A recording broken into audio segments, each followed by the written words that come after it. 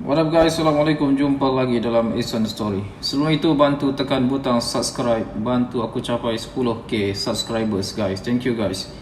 Jadi episod kali ni masih berkisah tentang kapal Titan yang dipercayai meletup ketika ekspedisi ke dasar laut untuk melihat bangkai kapal Titanic. Puan telah beralih kepada mencari punca letupan bencana yang dipercayai telah membunuh 5 orang penjelajah kapal Titanic. Pengawal pantai AS berkata serpihan telah ditemui di dasar laut berhampiran haluan kapal Titanic yang karam selepas pencarian di kawasan Atlantik Utara.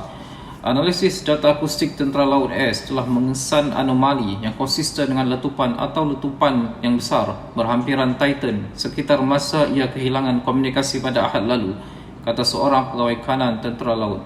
Selama beberapa hari, dunia hanya dapat membayangkan adegan suram 5 lelaki bersesak-sesak dalam tiub yang sejuk dan begitu gelap, mengetahui bahawa mereka akan kehabisan udara. Pada hakikatnya, mereka yang berada di atas kapal selam Titan itu berkemungkinan besar mati serta-merta dalam apa yang dipanggil oleh pegawai sebagai letupan bencana. Tekanan air laut dalam yang kelihatan telah menghancurkan kapal sepanjang 22 kaki itu kira-kira setara beratnya dengan 10,000 tan menara Eiffel di France, kata pakar kepada NBC News. Force atau tekanan yang cukup besar itu akan bertindak dengan pantas sehingga kapal itu boleh secara tiba-tiba hilang sebelum sesiapa di dalam mengetahui apa yang berlaku, kata seorang pakar. Dengan usaha pencarian yang luas kini berakhir, tumpuan beralih kepada banyak soalan yang belum terjawab. Walaupun kapal selam pelancong itu terputus hubungan sekitar 1 jam 45 minit selepas menyelam selama 2 jam dan ditemui di dasar laut sekitar 1,600 kaki daripada haluan Titanic, para pegawai nampaknya masih belum mengetahui dengan tepat di mana atau sebab kapal selam pelancong itu meletup.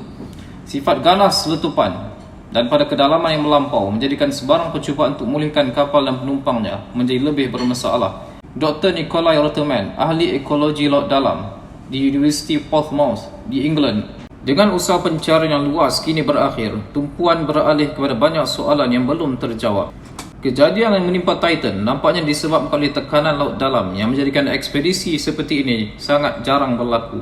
Itulah sebabnya lebih sedikit orang yang pernah ke dalam lautan dalam untuk melihat Titanic berbanding yang pernah ke angkasa lepas. Sesiapa yang telah terjun ke dasar kolam telah melihat perbezaan tekanan air berat di hidung dan telinga. Bayangkan 1,000 kali lebih banyak dan begitulah keadaannya dan kedalaman yang ditembus oleh kapal selam Titan. Ia satu kuasa yang luar biasa.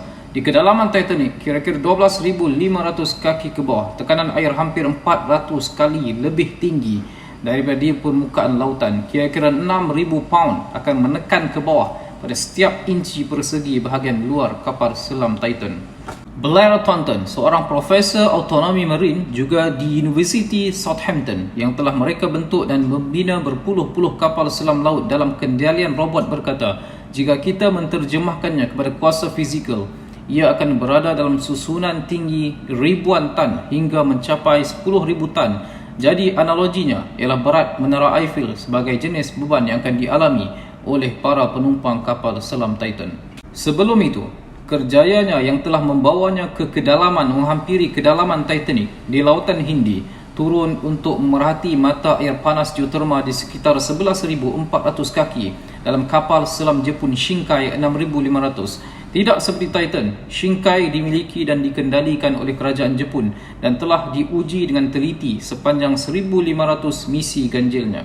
Berbalik kepada kapal selam Shinkai 6,500, seperti kebanyakan kapal selam lain, Shinkai 6,500 menempatkan krunya dalam sfera titanium yang pembuatannya memastikan ralat kurang daripada 1 mm daripada lengkungannya. Sebaliknya, reka bentuk eksperimen Titan termasuk badan gentian karbon dan hanya hujung kapal dibuat daripada titanium yang jauh dari amalan standard. Thornton juga berkata, insiden bencana boleh berpunca daripada kecacatan kecil dalam pembuatan, walaupun dia tidak mempunyai pengetahuan langsung tentang reka bentuk atau pembinaan Titan atau apa-apa yang menyumbang kepada kegagalannya. Apabila ada suatu terdapat kecacatan kecil mikroskopik, ia terdedah kepada daya yang besar. Ia boleh menyebabkan perubahan bentuk dalam struktur yang membawa kepada kegagalan yang lebih tinggi di sekitar kawasan tersebut. Udara di dalam akan mampat ke satu titik dan kuasa air yang mengalir masuk akan menjadi sangat besar.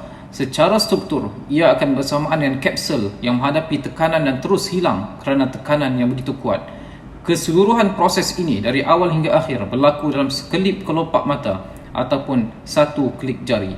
Walaupun RMS Titanic telah turun ke kedalaman lautan lebih 100 tahun yang lalu, butiran bahulu serpihan yang terkenal itu terus ditemui di laut dalam. Titanic, raksasa pada zamannya, ialah kapal laut yang menjangkau lebih daripada 880 kaki panjang dan berat 46,329 tan apabila ia berlepas pada pelayaran sulungnya pada 10 April 1912. Kapal itu dipuji sebagai satu kejayaan kejuruteraan dan dibanggakan sebagai kapal yang tidak boleh tenggelam oleh syarikat White Star Line. Namun begitu, beberapa hari selepas perjalanannya dari England ke New York, Titanic melanggar bongkah ais yang menyebabkannya tenggelam dalam masa kira-kira 3 jam. Dianggarkan 1,522 orang, kedua-dua anak kapal dan penumpang hilang di laut dalam dan 705 orang yang terselamat melarikan diri dengan bot penyelamat kapal itu. Menurut Museum Smithsonian, penyelam mengambil masa lebih 70 tahun untuk menemui tempat berehat Titanic, kira-kira 350 batu dari pantai Newfoundland, Canada. Mari kita lihat beberapa gambar ataupun gambaran kapal Titanic yang berada di lautan dalam.